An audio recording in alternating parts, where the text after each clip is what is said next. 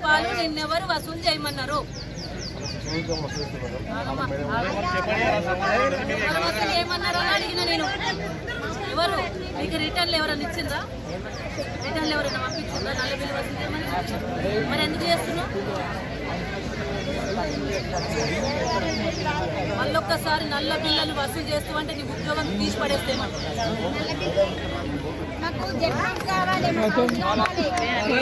40 రూపాయలు నిన్నెవరు వసూలు చేయమన్నారు?